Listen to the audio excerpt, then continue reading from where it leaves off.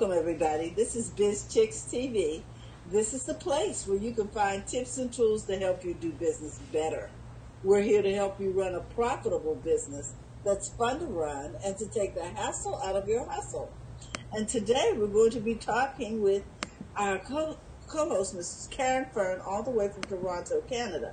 But I'm Terralina from California Cover-Ups, and my co-host, Miss Francine Gregory, is a real estate entrepreneur and tech diva, and she is operating all the wonderfulness in the background. Now, that little buzz that you hear is it's the leaf blower guy right outside my window just in time for the start of the broadcast. So, we can't hear him. Oh, good. So, okay. So, Karen, how are you this morning? I am fabulous. Thank God. So, Coach Karen is here with her Island Girl Hustle, and she's talking to us about getting our money mindset right so that we can do business better. So I'm going to turn it over to Coach Karen because of all the wonderfulness I got going on here, Karen. What are we talking about today? Today, I thought we'd finish up the year talking about tips on working smarter for 2019. So that's what we're going to be talking about. Good. In our businesses and personal life, if you need to focus on that too. So we're gonna cover. We got a lot we're gonna cover for the month, but today we're gonna focus on 3 simple little things that can get you moving and grooving and doing what it is to do. And all these things help you to watch your money increase, to watch, the things that you want to see go and flow nicely for you. These things we're going to talk about. So today we're talking about, I started said I'm Coach Karen Fern, your money mindset gal. I know, I'm so sorry about that.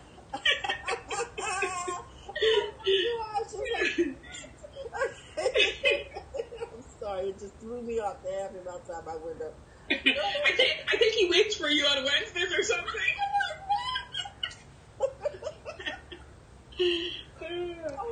Yeah, so go ahead. I'm sorry. Introduce yourself. That's okay. It just went right out my head.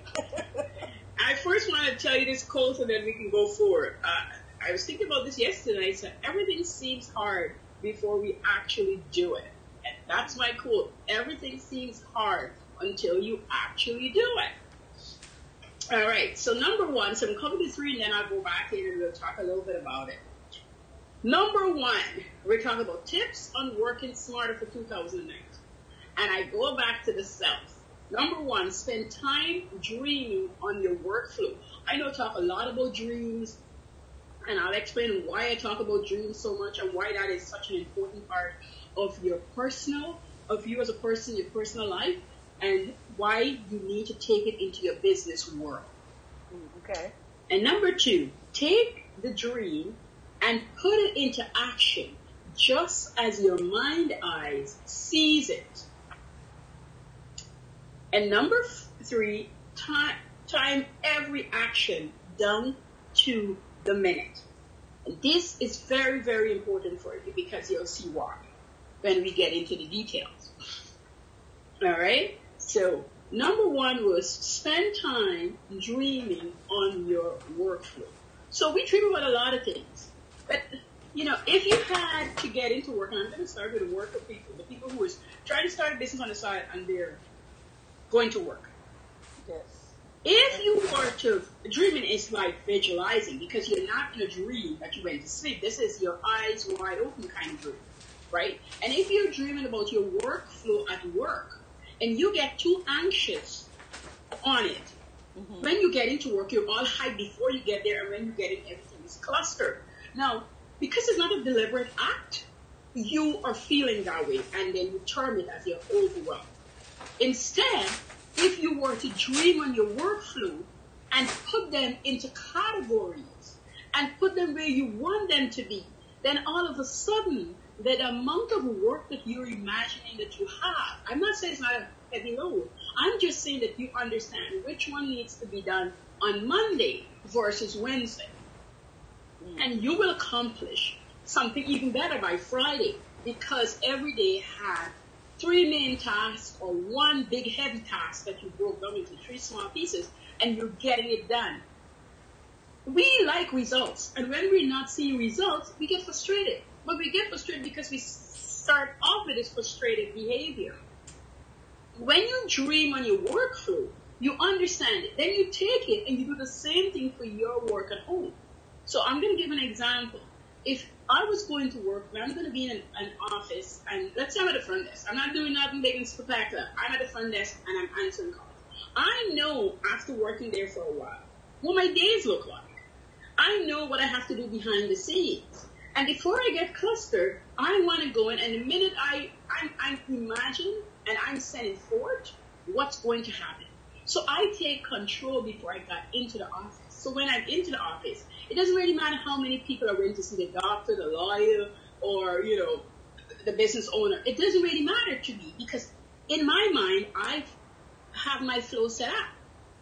And most time these days, if you're waiting on somebody, there's a system. Who comes first gets served first. Period. So you don't have to worry about everybody else. If it's an emergency, they need to get to the hospital. So you're not dealing with emergencies because you just don't do it in the doctor's office. So it doesn't matter how many people you see there. You start and you end. Now, there's always back-end work that's happening in the office that people don't see. And that get accomplished while you're doing that. So you must have a system. And if you don't, you need to get one in place. Because the business owner, whoever owns this establishment that you're working at, is not going to find systems for you. They're just not going to.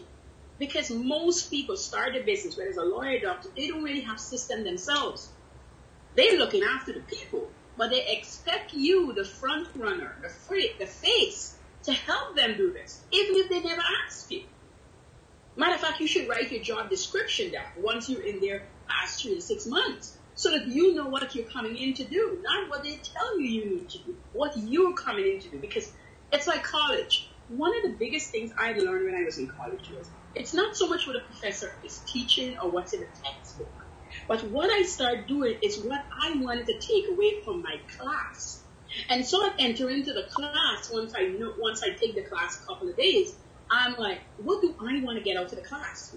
And anytime I study with a bunch of people, because we had study group, I would constantly ask myself, what do I want to get out? And a friend asked me, they said, why do you keep asking yourself that? They told us what to do. I'm like, yes, but what do I want to take away? How would I use this class outside of my job? How would this benefit me? And once I ask that question, it's also easier for me to observe the information they were giving. Because now there's a purpose for the information that I'm getting. And I could use it. And I could use it and experiment on it before I actually put it in my work atmosphere. And I find it helped me. And I think it must help people because it helped the group of people I was constantly studying with. It helped us on time management. It helped us understand that, but hey, we don't need to study 25 hours on this subject. We just need 2 hours or 3 because we know exactly how to categorize it, do it, finish with it. And what happened is the whole crowd of people make you feel that you have to do this thing. And as humans, we tend to follow the herd without, blindly. You know what's really disturbing to me is that people can tell you so quickly, well, that's just easy. You just need to do blah, blah, blah. They do not understand the time and the preparation that it may take you because they're not in the industry. Or that you hear people saying all the time they want to go viral. Can you really handle viral? Can you really handle thousands of customers right now? Most people can't. I mean, just be realistic. You're working full time. You got children. You're a caretaker. There's something else going on in your life. Yes. You've got social obligations. You've got faith obligations. You're serving over in the church. You're doing different things. You're volunteering in different situations. There are a lot of moving parts. And so you really have to take in whether or not you're ready to take on more. Do you have a action plan? It's nice to talk about an action plan. And when you sit down to dream, make sure that you get all the moving parts. Yeah, and that's why I'm talking about it on December, because I want people to move into January seeing themselves differently. And that's why I talk about systemizing for you. And I don't care what's your job description, you have to make it work for you, not the other secretary, not the other assistant. It has to be for you, because if you're not happy, you're not going to be happy to your boss. You're not going to be happy to the people you're serving. Mm-hmm. I remember when I had my last son, the doctor's office. That girl, I used to give her A+++, and I used to keep telling her, I said, I mean, you're like my dream girl. You know, you're my dream nurse. I just love you. I would tell her that constantly, because I'm always sick when I'm pregnant, right? And I need people who will really take care of me, because I don't really get to the office looking very nice. I am tired and worn out, and I'm just awful, because I spend most time throwing up, so I'm awful. And she was those dream people who you get there, and she literally gets from behind the desk, and she said, how are you doing, darling? Should I put you in a bed to lie down, or sitting down is okay? I mean, pleasant, and the office is packed. This woman was just genuinely coming. Some people, the elevator would open and there's the office door. She'll come out to the regulars, you know, and greet us. Especially people like me who she knows what's going on with us. I get shuffled to a room where I can lie down and wait for the doctor. That woman had her things systemized. you were channeling. And sometimes the doctor will say to her, you know, I need to see. She said, no, you don't need to see her. You're seeing Karen next. And he will just say, okay, ma'am. Because he done figure out that she's allowing him to do his work properly by the organization of the front room. Mm-hmm. She wasn't warm with anybody else. And I've been to other places where the person looks so confused with so many people. They're like, and she was like, this is where I work. Here's what's happening. And she's a nurse, but she was an organized being. And so it can be for me. It can be for Terry. It has to be, who's listening here or on the replay, it has to be for you. You got to remember that. It has to start with you and how it's going to affect you. Yes, you could be a little selfish right there and right then. Yeah, it's okay.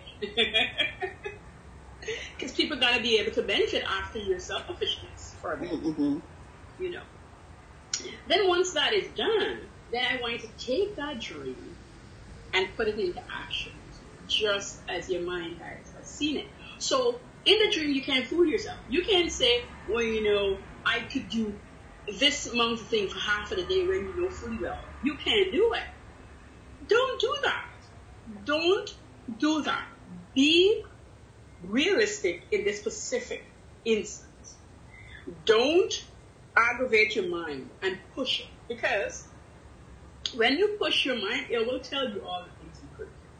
The other thing about dreaming is it lets you not stay where you are, but it pushes you to where you could be. And you're going to have to allow that little flexibility. It can't be just rigid, that flexibility. And I say that it leads right into the third, which is time every action and tweak it. If your mind eye had said to you, you know, Terralina, let's go with the sewing. I know you're doing the other retail right now, but I know that I can sew 3 cover-ups. You time it, and that's what you sew. And even if you got the extra time, don't sew a 4th. Give yourself time to breathe and enjoy that you did 3 cover-ups, and enjoy that somebody else is going to wear those cover-ups, that you sew those cover-ups. Don't be bugged out with, oh my God, I could do, no, just the 3, because 3 a day, let's just make an average here. 3 times 15 a week. It's more than you need. That's significant. It's and you give yourself the room, whether it was to just enjoy that you accomplished the goal, or to read a book, or to do something on Facebook, whatever it allows you to do, you do it. But when that time is up, let it be so you can get your time. And we get bogged down into this thing where if we're not doing, we're not successful because everybody else is doing this. No, you know. Well, let me ask you. You don't feel that way, but some people do, you know. Yeah, well, we have Pat and we have Cree Perryman over here on the chat. And my question to them is, do you ever feel like people just keep adding things for you to do as an entrepreneur. Oh, you need to do this. Now you need to do that. Now you need to do this. Well, if I were you, I would be doing this. Okay. What do you do with that? And that's when it comes into, once you have decided what you're going to do, you can, everybody's different. So some people can listen and they think they have to follow and do. And then there's the people who understand that they don't have to. But the continuous nagging might make you start feeling like you have to. I encourage you, if you're systemized, you go look at your systems. And if you're not, get those systems done. The next, and in the system will have your calendar. So you go to your calendar and you check on it. Anytime somebody gives you something to do, check on your calendar, make sure your system is intact. And the other thing I want you to really do is step aside from everything and ask yourself, how would that benefit you if you were to add on the task that they're suggesting you do?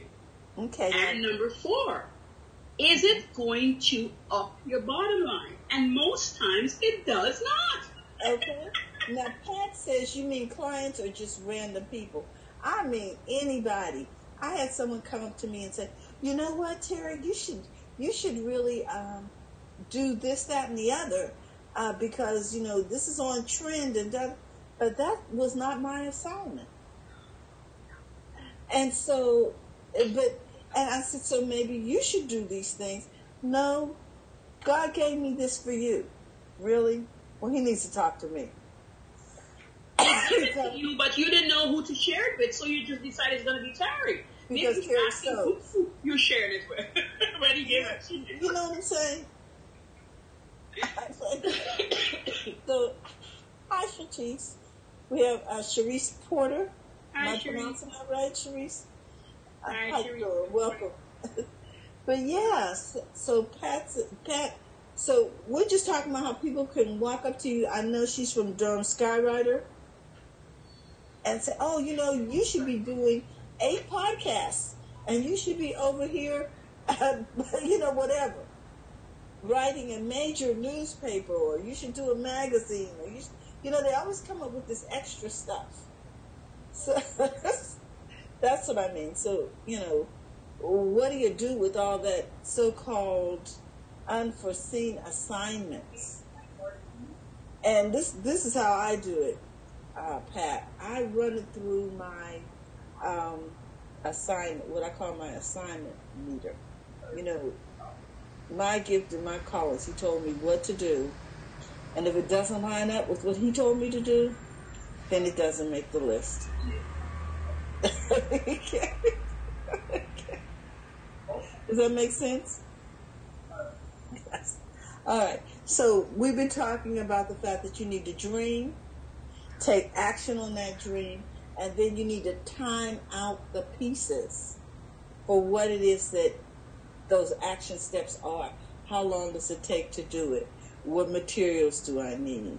What time of day am I going to do this? So basically scheduling these actions. And then her last point was we need to spend time dreaming. I think that needs to be on the schedule. And some people call it, you know, take time to imagine big. I just think we just need to close our eyes and listen. Sorry about that, guys. That's okay. I was talking about spending time dreaming. Yes. Can you talk a little bit about that?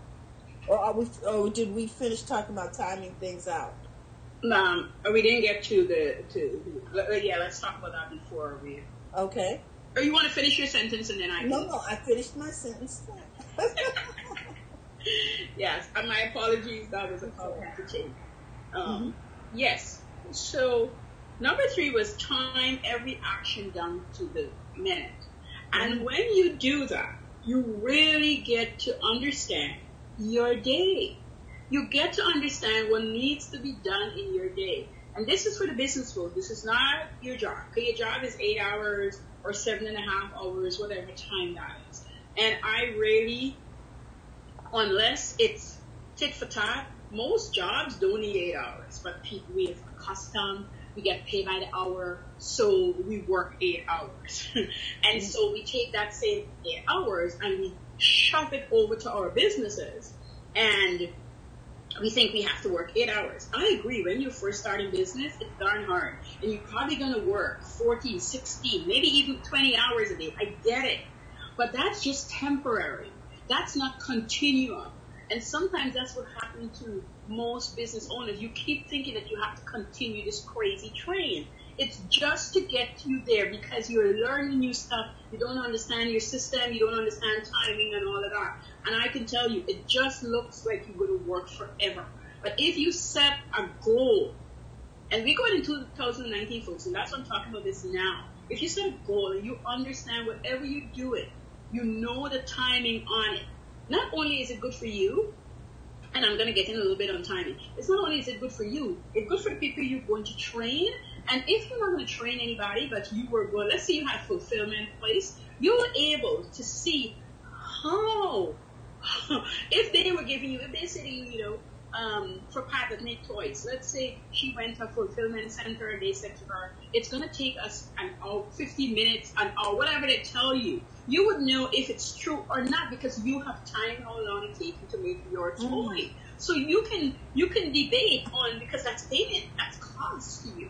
You know, when I used to do pajamas and I went to a fulfillment center, I knew when they said this is how much it's going to take. And by the way, a fulfillment center don't say you tell them what you want and you walk away. This is weeks from tweaking and you're then back and forth.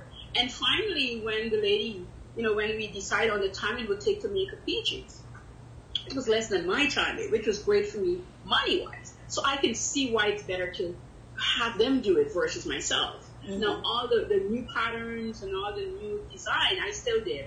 And I did all my cutting, and that helps me save on monies when they did all the sewing. And also, we have this relationship that is back and forth.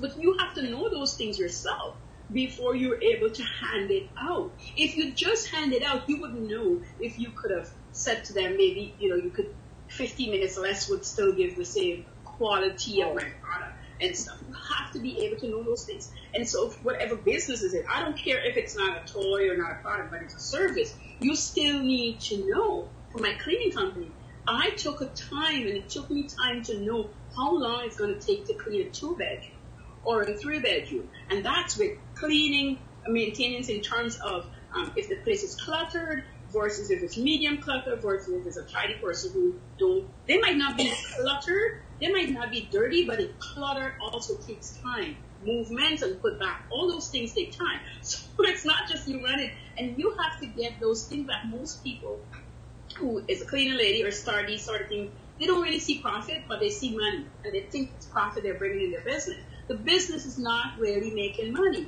and then they start losing time, and they want to know why. Because if it's a clean person, when you go in and a particular person, they know if you move this 10 inch or not. And you're like, well, why would I care if I move it? Because that's who they are as people. And therefore, you want to honor what they tell you when you went to that meeting. I like my things to replace where you found it. Yes. That's what they'll say to you. Or I'm very particular. Or I seem to know something move an inch or two. They'll hint those things to you, and people bypass them over their head. And then they'll say to you maybe a day or two later, or weeks later, you know, I noticed you girls didn't put back my cream over there. That is one strike. Some people give you 3. Some people give you 1, and they don't use your services again. And you're like, well, we were so good. We cleaned their house so well. But that was not important like moving the cream. And you didn't know this. You got to know this, which means you can charge for moving the cream. This is the other thing. Because if the 2-bedroom apartment was $140 every fortnight, because you spend more time putting things back directly, you can charge that person you can charge them probably $160, $170. You don't have to tell them. They want the service, you're going to charge them. And they're going to pay because they're picky. People call them picky clients. Better clients anyway. So if you have a service, you have to know. You have a service online, or kind of only writing things I would want. No, if you're good at your service, you write your program, You go back and you tweak it. You see what's new. You see what's needed. You add it to it. That is time. Research. You've got to get paid for that. You've got to know you can get paid for it. Or how would you know if you weren't timed? You've got to spend that time. That's good. That's good, because I hadn't even thought about that particular part of service. People who want custom service are willing to pay custom prices. Yep. There's people who like to feel special. Like Graham used to be one of those people. And I call it the open market here so people understand it's a market. You get into there and you can buy from anybody. But she had about 3 people that she bought from all the time. The produce was excellent. It's put out really nice. I mean, there's no touch, there's no dent. You think they went up on a tree themselves and pick it out. And then when you get to the booth, the service is beyond words. And she loves that kind of treatment. Hi, Shirley, how are you doing? And she said, well, how's the grandkids? Conversation. This is what came in today, blah, blah, blah. We got it in last night. We put this aside for you. We know how you like this. Oh, they are sucking her in. She pays more for the attention she loves. Mm-hmm. And still to this day, there's people like that who love that attention. And they'll pay for it. You're not lying to them. You spend time doing this for them, and they'll pay for it. You know what? I think those little conversational sales are more important than ever, because people are so disconnected now that we have a lot of virtual conversations, virtual interaction, looking at the grandkids on Facebook. You know what I'm saying? People want a human touch. Yeah. I was reading this book, and this lady was talking about that. She said she wanted to buy a car. And it took her 3 car dealerships to buy the car. The first one was just telling her about the engine and all kinds of stuff. And she was like, I didn't care. The other one, because he didn't listen to what she asked him. The other one was trying to tell her about how she's going to get a better interest in the loan. And she was going to buy the car cash, which means he didn't listen to her. She got to the 3rd car dealership, and there was a woman there. And the woman started asking her about herself, what she likes to do, how this car is going to help her get to do what she want to do, and how would she be paid. And she said cash. And they said, okay, so since you would be paying cash, let me show you a better deal for cash. And she said the service. The car was not there. It was going to take 2 weeks versus the other dealer. She was willing to wait the extra 2 weeks because of the care of the lady that sold her the car. During the 2 weeks, the lady called her, find out how things were going, if she's still comfortable with the car they choose, that she had a change of heart, come in and see her at any time. She goes 2 weeks of customer service before she got the car. And then after she got the car, the lady still kept in contact. The lady sent her a gift. And so therefore she had sent about 6 girlfriends to the lady to buy cars. Exactly. I can't tell you how many people we referred to the young man that sold Francine her car, because he listened to her. Yes. He heard, and he not only listened, but he heard her. Yes. Yes. He heard and he delivered. Yes. And so I think that is major when we are spending time dreaming. We need to imagine ourselves listening to our customers. They're going to tell us what they want. And then our job is to source it, get it to them. When I first came online, that's all people did, When I first came online, that's what people did. People were looking to see what you were talking about, and they gave it to you. People here, I couldn't figure this out, so somebody went and quickly spent the whole night learning PicMonkey and then sold the course for $29. I knew the girl who did it.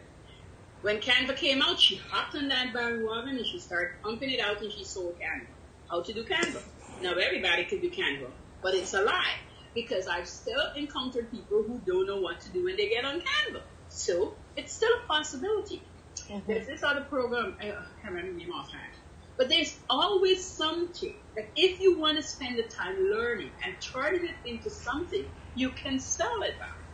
But you're going to have to spend the time. So you say, every night I'm going to spend 2 hours learning something new. Some of them might be turned into a course, but some might just be for my own knowledge. Some I might parcel together. Whatever you want to do. You spend the time so you don't have to feel guilty to sell it. And I'm not going to lie to you, when I first started learning that I could take something I knew and sell, I felt guilty because I'm like, if they know it, why am I trying to sell it to them? But they might not want to take the time to learn it because I will deliver it like this, 3 steps, 6 steps, 5 steps. Versus when I went to learn it, it had about 25 steps to learn it. Exactly. And people don't want to do the 25 steps. So I figured out how to condense, make sense, and get the same result. So then it's okay for me to sell it. And that's what people are supposed to be paying for.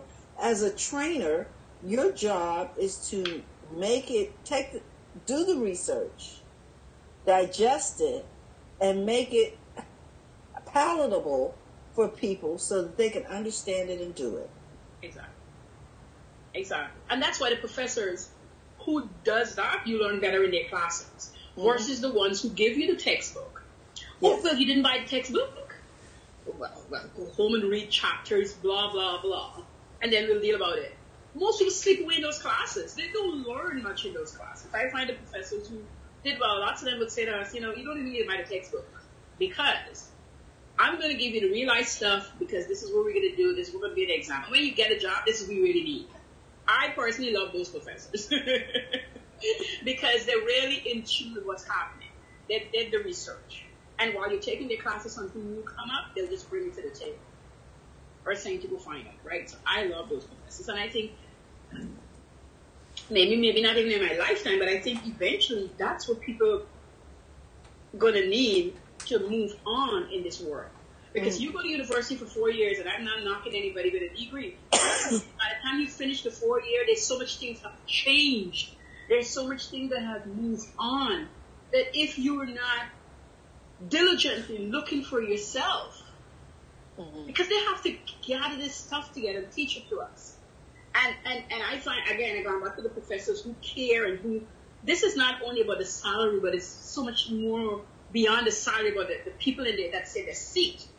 I had 2 women that I felt that, a couple of the guys too, but these 2 ladies, I feel like they went out of their way to not only teach us what was in the textbook, what was in the curriculum, but just research and bring things to us that we could literally feel we could pick up and use. You know what I mean? Practical application. Yes. So that's why I want you to see for yourself, leading into the new year. These are the things I want. These are the things I need. These are the things I need to go learn. And systemize them so it works for you. And when I say dreaming out of your mind eyes, lots of time that dream doesn't look like the practical things that we do day to day. It sends you, if you allow yourself, as Terry was saying, being quiet and closing your eyes, it allows you to go beyond you and yourself. It really transfers you. And you need a quiet place. You need to be undisturbed because you need to let 5, sometimes even up to 20 minutes of just a busy day to quiet itself down, to get you to that place. Some of us, over practice, you start doing it faster. At this point, I could really get into anything between 5 and 10 minutes. It's not hard. And if I'm really pushing, I can do 5 minutes. But if my day was really toxic from different family crises, then I find I might need the full 20 minutes. And you have to give yourself permission to take it. Which means you might be thinking about, if you care for your mom, what's going on with her, or your husband, or your children, your grandchildren. Allow it. Don't fight that. Just allow it. This has happened for the day. How could I handle it differently? Go through the motion. Get it parked to the side so that you can focus the dream on what you have to focus on, which is your workflow, because that's what we're talking about today. And I talk about dreams in different capacity, but today's topic is workflow, right? And then to take it and write down the action. You must write it down. You can't only think about it. If you don't take any action, very rarely you're able to carry on. Ideas come like this and goes like that. So you want to take action and just write it down. Just slow you down and write it down. And then you want to take those actions that you've written down. And then you want to take them and time it and see if you're being realistic about it. You have to. Because without that concrete stuff, that's the only way you'll be able to see the results from it. I do girls chat every Wednesday too with Liz. And on last week I was, talking something similar, not this topic, but talking about writing things down and then carrying it through. And I was focusing on your income at the time, right? And I said, if, and I'm going to use again Terry as an example. If Terry set out and put on her list that she needs to make $200, $500 a week from selling Terry Lewis cover-up, all her action, all her workflow should be geared towards the $500 a week. Now, there's weeks she's going to make more. There's weeks she's going to make less. Because that's what happens in life. We can't just get the number. We're not growing if we don't get more. And when we don't make as much, if we're looking back at our system, we'll see where we fall down or where we could have done better. That's what it does. It's not a failure. It's not it's just what happened in life. And you want to have a place to go check it out. And God, I think, allows it for us to, be able to go do these things. Yeah, I don't think if we don't achieve it, I don't think we look at it as a failure. You know what I'm saying? I think sometimes we just look at it as, I'm overwhelmed, or I didn't get to it, or, that kind of thing. But like you said, once you have a round number, how you get there can be tracked. Is that what you're saying? To yes. Write down the action. Yeah. Yeah. We can identify what we need to improve. Yes. And that's why everybody keeps saying success includes, right? Because you get to see. There's nobody on this face of the earth that is not successful at something. Facts. Nobody that's not successful at something. You are successful at something, no matter how you're not in the other thing. And the reason you're successful at that thing, if you're not sure, go see what you're doing. Because all of us does things automatically that we don't pay attention to. Pay attention to it. And you'll see why you're successful at that thing. If you're not quite sure and you're doing it and it has to do with your family, you could ask them. You're not going to ever get the answer you think, but you'll get an answer. And it's good to get an answer. Mm-hmm. I think it's good to get an answer. It makes me, for me at least, it makes me think about things differently, and it just gives me a different way of looking at something. Either for improvement or just for a thank you, because maybe it's just a compliment. It could be anything.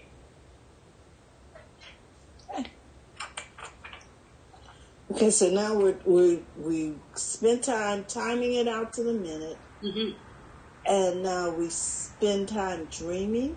Was that the fourth thing? Yeah, the first was the dreaming, the workflow, and the second was taking time to put into action, just as your mind had seen it, because that's the broad picture. I mean, this is like fun, if you will, right? And then you time it, and then you know exactly how that happens. So let's take that into why are we doing this? Because we want to work smarter for 2019. This is the reason for it. We want to work smarter and earn what we decide we want to earn. We don't want to push that to the side and hope and pray. I'm not telling you not to pray, but praying and hoping ain't bringing you no money in your pocket. You got to go put it into action. Fact of life. The hand of the diligent. Yes. You're going to have to do that. And then why you work smarter? Because some people are working 8 hours a day in their business. And if you put in those times, or you're at the brink where you are putting in those times, just set yourself a time. I want to do this for a year. I want to do it for 6 months. And then I want to take off an hour of my time. Like, do gradually. So I worked 12 hours this all 2018. In 2019, I only want to work 10 hours a day for the first 3 months. And then for the next 3 months, I only want to work 8 and bring it down. Get yourself to the point where you are working, you're not in a job. So if you have dedicated 2018 to 12, 14 hours a day, 2019 shouldn't be the same kind of hours. You've got to have hours in there where you work, and hours in there where you learn, and hours in there where you rest. Real rest. The brain needs rest. It needs to breathe. It needs to get time to work and be better. I don't even care if you got cleaners, but you just go clean a room. That's a working rest. Not sleeping rest I'm talking about. This is working rest, or just rest of reading a book, or resting, or just resting. You don't have to go to sleep. Sometimes when I say rest, people think you have to do rest. That's a different thing. Go sleep. But resting your brains on what you're doing. I will clean a room and rest. Because that's just me. That's just how I rest. My brain rests itself enough that I'm focused on a specific chore. Or I'll rest by sewing. Or I'll rest by doing crafts. Yeah. Like, that's my rest. I sleep. I like sleep. Just so anybody know, I like sleep. I like sleep. I'm not people who gotta sleep, okay? But I get my rest in between, where I just have this time where I'm just focused on building. I know it, I'm not selling it, I'm not doing anything with it. Sometimes I don't do anything with it when I'm finished creating it. But it just gives me this peace. I make something, I mold something, it's just there. That's what it's giving to me. And my mind is off of teaching about money, it's off teaching about mindset, it's not worrying about an employee or anything.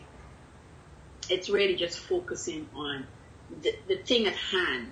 And so my mind is just at rest. And when the thoughts come up, in case you want to know, yes, thoughts will try to come pull at me, and I don't have it. I don't have anything. I wouldn't allow it. What do I mean? It come and I send it right back, because you can. Thoughts will come to you, you can send it right back. And it's nothing hard that I do. I simply would say, I'm focusing on making this skirt. I'm making this dress for my grandbaby, so I can't really hear you right now. This is Karen talking to Karen. I literally said it. I don't want to hear it. Does it come back? Sure. But I keep saying I don't want to hear it. So I have this little itty bitty thing I wanted to also share. Any questions, Terry, before I share this little? I don't know. Does anyone have questions out there who, in our listening audience? I just want to say hi to Pastor Paul Anderson. Hi, Pastor Paul. And to Sharice. Hi, Sharice. And Pat. Hi, ladies. Yep. And gents. Yep. Pat Murray's on from Durham Skywriter. Yeah.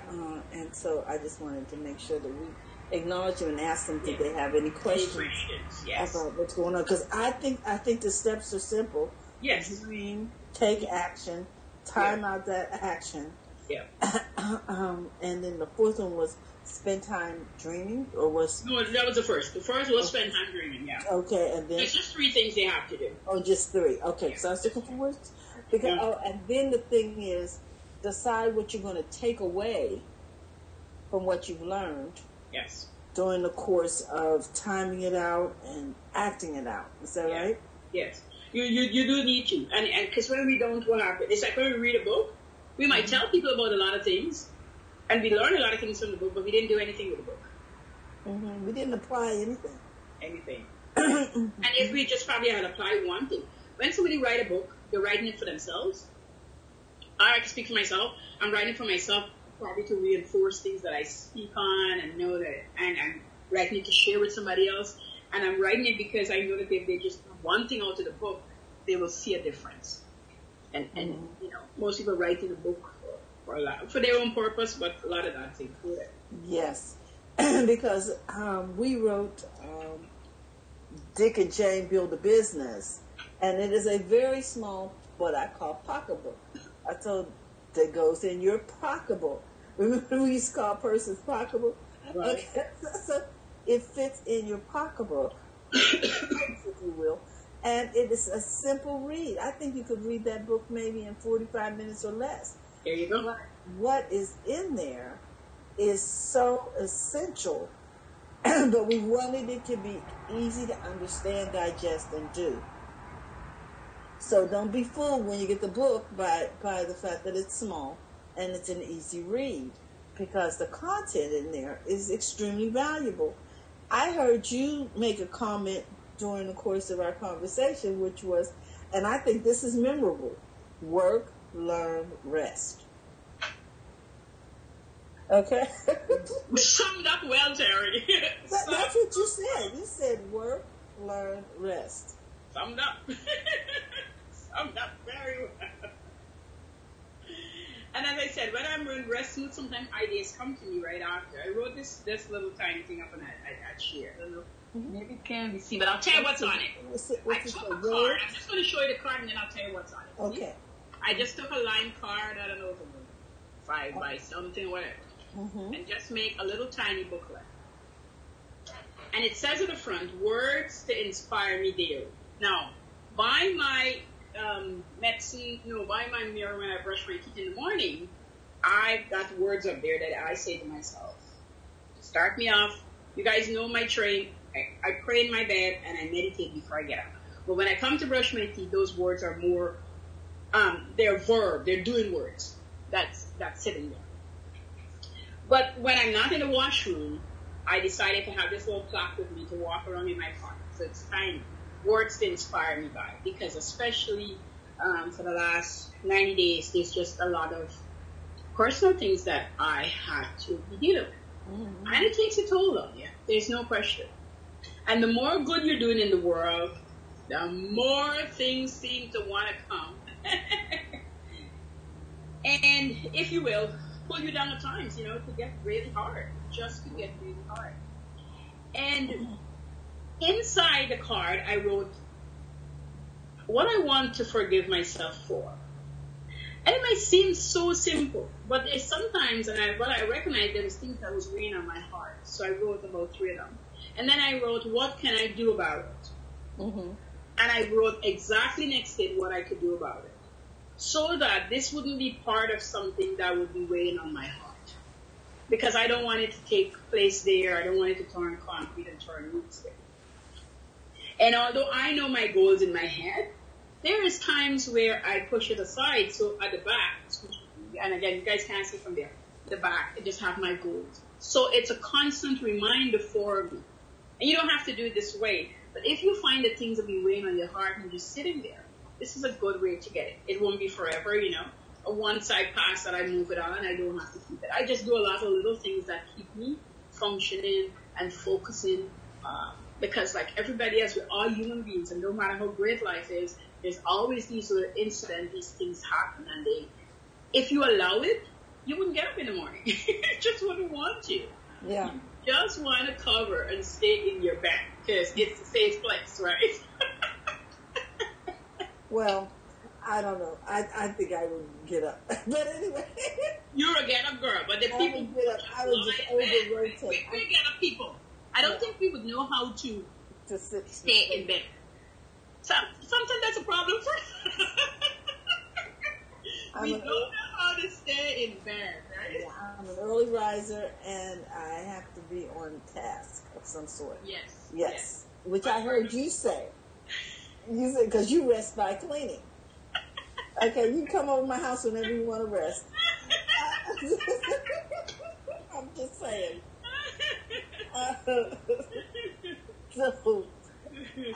But yeah, so we do different things. Like I'm looking around my home, and I've got crafts going on over there. I've got my sewing machine out, and I'm at rest because I'm doing the things that make me smile.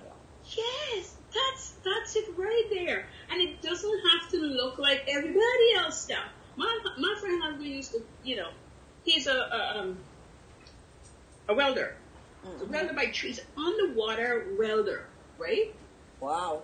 He's an underwater welder. That's what he did. It's one of those rare careers, right? He did it in Guyana. And when he come here, he couldn't find a job because they're like, wow, we don't have that. Well, your water's so cold, but go ahead. Exactly. So we didn't have it. And he was like, that's his life, right? What am I going to do with myself? And he went back to school and he did welding.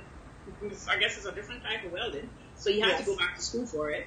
And he does the same thing right now, but of course it's not underwater. I was fascinated with his career before because, it's a rare thing that you hear about. It's a rare skill level to be able to be on there and do that sort of stuff. But he didn't just sit down. He went back to school and he did his different kind of welding that suited for where we are, and he's a master welder and really great at his job. But his rest time was he loves to tinker. So when he come in, I mean, he watched old TV, but that man took his house, and was a practically brand new house they bought, and put hardwood floor throughout the house and tiled it. Every day he would come in and just do little bits. He would just teach himself. Nobody taught him. He taught himself how to put down hardwood floor, how to tile. And I think the most amazing part I told him was the steps, because putting it down, I know to put down hardwood floor myself, but the steps is not an easy task. And he failed big time this time. When I did the first 6 steps, I looked at him and I said, I gotta be crazy. And he said he pulled them back out. He called the guy, and when the guy came to do the steps for him and saw what he did with the floor, the guy said to him, you could do the stairs. I am not going to take your money and do the stairs. You can do the stairs. This kind of workmanship don't just come. This is in you. And he did the stairs. I mean, I was so proud of him when I got there to the stairs at the top. Because that's his rest period. He is happy when he's doing those sort of things. He feels that when he do them, his wife come in and see the great stuff, she's going to be happy. So he do them because he want to put a smile on his wife's face. Either painting the walls, doing the floor, all kind of tinkering he would do. And he does a great job at it. Everybody rests look different. People say, you coming from work, I'm tired, I work well 8-10 hours for the day. But it gives him joy to see his wife smile when he do little things around the house. That's his joy. That's his rest time. That's his happy time. Everybody else looks different. Everybody else looks different. So today we covered spending time dreaming, taking that dream and putting it to action, and timing. Those are the 3 things we covered. And as Terry said, she got out of it: work, learn, and rest. And I agree. Yes. And I agree. Did we get any questions? No, I don't see anything in the chat. I don't know if the chat is frozen over here on Facebook. You never knew. Because you're frozen, and I'm like, okay, I don't know if it's still on Facebook or not. Am I still frozen? But I know we are definitely on YouTube. Okay. So, life happens and we just have to go with it. Exactly, we just have to go with the flow. We just have to go with the flow. And remember, guys, the quote for today was, everything seems hard before we take action to do it. Everything looks hard before we take action to do it. Okay. I don't know, you're still flowing over there on Facebook. Sorry, before we actually do it. Before we actually do it. Before we actually do it. So I am looking over here, and I'm going to click on the comments to see if anybody else has anything that's... Whoops! See, hold on. I have to turn this down. Yeah. Okay. No, I don't see any additional questions. Okay. So I did make a statement, and I don't know if Patricia got an answer to her question. She says, you mean clients or random people? Because I was talking about people giving you additional assignments. And can you just speak to that real quick? What do you do when people walk up to you and say, you should be doing da-da-da-da-da? Listen to them. Okay. And listen to their statement. Look at your calendar. Look at your money flow. Look at your system. If you see that it's a valid comment that you could use it, go ahead.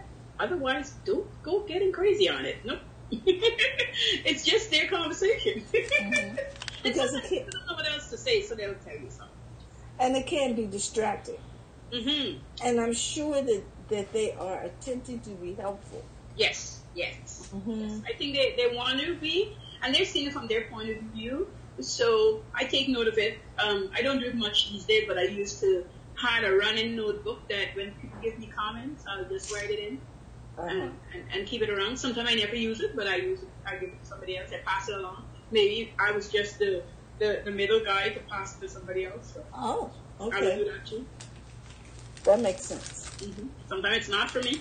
They just have to pass it to me because they don't know the other person who needs it. So, and then I pass it to the other person. You know, somebody told me that the other day. Maybe you might want to use it.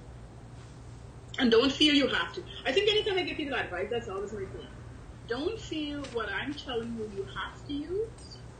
It's just a suggestion. Yes. But, you know, they just seem like they are just so emphatic about it. Okay. I got this in a dream last night, and it's for you. Oh, those ones. Yes. And when those ones come about, they want to know if you use it, when you use it, and what was the results of it. Those ones, I've got those ones ready. I was like, Oh, please. yeah, I have to literally say, you know, I'm not doubting that you had a dream, but I don't think it was for me. It just doesn't fit with what I do. The person I knew it. So that is it. Because she was persistently wanting to know how I use it and what did I see the results. So I had to say to her, I don't think it was for me. I think maybe it came with my face, but probably somebody else. It's just like, you know how we use the peach tree analogy, that the peaches are not for the tree, Yes. the gift is for the customer. Well, maybe if this does not look like a peach, then maybe I shouldn't be trying to produce it. Yes. A peach tree, I should be producing peaches. Do you understand what I'm saying? Yeah, you can't produce oranges from a peach tree. Okay, Yes, and now you're yes. talking to me about, you know, bearing oranges and apples and whatever, or a Not gonna happen. hybrid of peaches and oranges. No. Not gonna happen. It's not gonna happen. When I used to sell my food product, you know, I had a lot of people used to really come and tell me what I could add on the list. Yes. I am not adding it on the list, Terry. I'm never adding. This is what I'm talking about. I am never adding it. Here's why. It's not one person's on my market. The people I was guaranteed how I had set up my business. At the end of the day, everything was gone. I never had anything left over. Adding that stuff you brought to my table is going to have things left over. And I was running a tight ship. Which is a waste of time and resources. Thank you. And you can't do anything with leftover food except get rid of it. Yes, you can sell it to people. I mean, I know people who sell stale food. I don't know why, but I never did. So everything was free. Matter of fact, the reason my customers were so loyal is because they knew that everything was fresh. They know if they come before lunch, this is what you can have. And if you come after lunch, this is what's on the menu. If you come before those times, certain things wouldn't be there because it wasn't made yet, so they couldn't have it. And that is what they appreciated about it. Well, think about it. You know that when you go to McDonald's, they don't start lunch till 11 o'clock. Uh-huh.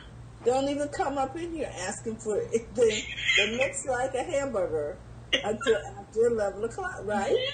Yes, I had to learn that because when I came to Canada, I didn't know that. I didn't either. Because I don't go there that often. But they know what they do at this time and what they do at that time. Yes. There has to be a shift. Yes, because we didn't have McDonald's, so she wanted to give me a treat. I guess I was there for 2 or 3 years. My dad was not a junk food eater, so I'd never got any junk food. He just never would buy it, right? And then I thought, and I wouldn't buy it. So I think I had McDonald's. I was 3 years in Canada before I had McDonald's.